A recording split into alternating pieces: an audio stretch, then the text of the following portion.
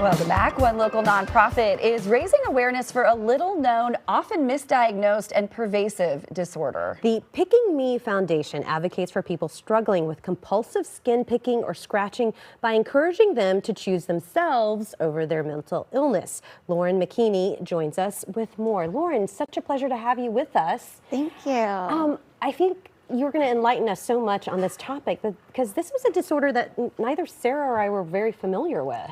Yeah, that's actually pretty common right now. This has only been diagnosable since 2013. Dermatillomania, or skin picking disorder, is a body-focused repetitive behavior related to, but not the same as OCD, that really is lacking understanding, awareness, resources, support, and has no cure. But we're out to change that. It's obviously a cause that's very close to you as well, because it was when you were 5 years old, did this start for you? Yes, first times I remember picking being at a summer camp and seeing myself lined up on the lake in swimsuits and just being polka dotted head to toe from the mosquito bites that I would pick repeatedly, and they'd last till Christmas. And I knew something was different about my skin, and that behavior kind of ingrained itself in me as this way of self-soothing, if you will. And it followed me growing up, kind of affecting every area of my life. It's more than just picking a mosquito bite, though, correct? Yeah, for sure. It's defined as repetitive picking, sure, but causing physical damage, emotional duress, impeding your everyday life. I'm talking canceling plans, missing school, not showing up for work, spending hours in the mirror fixing these perceived imperfections that I feel compelled to fix myself. Of course, you have all of those mental, emotional, and I'm sure it was painful obstacles, but then on top of that, I'm sure for the entire family, your parents trying to figure out what they could do to help you. That must have been so frustrating to go to the medical community and for them not to have an answer. Right. Oh my goodness. It's so true. I know my parents, they really tried everything, from taking me to the top medical professionals whose advice and treatment was to stop picking, Lauren, stop picking.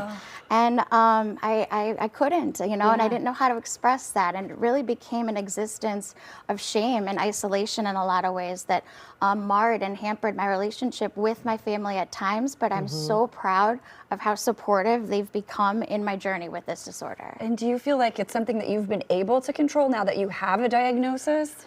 Yeah, it's when I got the diagnosis, it was almost like armor. Like I had something that I could, say I had, it does not have me, and take some control back from this controlling disorder. And I wanted to tell everyone about it. And, it was in the first person who asked, what's with your skin, which I often get asked with this illness, but I had a name, I had a word, I had something to say.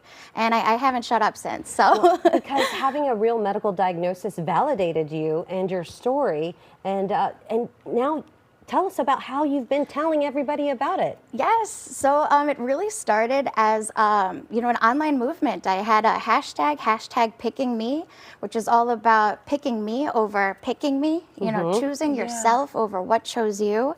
And I started sharing my journey online, and people joined the conversation. 1 out of 20 do suffer with this illness. And our community is out there. They just needed a home, a foundation, and I am so happy and proud to foster that. And you guys are doing online support groups, even sending fidgets to people just to keep hands busy, I assume. Yeah, fidgets. We make awareness bracelets that have raised divots that actually give you something to redirect that finger energy and have a wearable fidget of your own. We send resources to dermatologists, skincare providers, mental health clinicians. Our support group started with 2 people here in Chicago, myself and I in a small closet in River North, and has grown to our over 4,000 attendees recently. And our people, I'm just so proud because we've been waiting so long to have some acknowledgement and validation for the struggle, that this is more than just a bad habit. And it's really incredible to get to share that now. Well, you are a trailblazer, and before we let you go, you've got a big event coming up. We do. It's our annual fundraiser called Mental Wellness. It's an evening honoring the will it takes to live with mental illness. We'll be here in Chicago at Pippin's Tavern May 10th. We'll be featuring a silent auction with over 60 baskets from some awesome local staples here in the city. And there'll be support group members, members of the community, resources, character artists, dueling pianos, and more. So for a good time and a great cause, please come out. Lauren, thank you so much for being here, for sharing your story with us. The Picking Me Foundation's 8th annual mental wellness fundraiser is next Friday, again, May 10th. It's at Pippin's Tavern. For tickets, information, head to pickingme.org. You can also find them on Instagram with any questions you may have.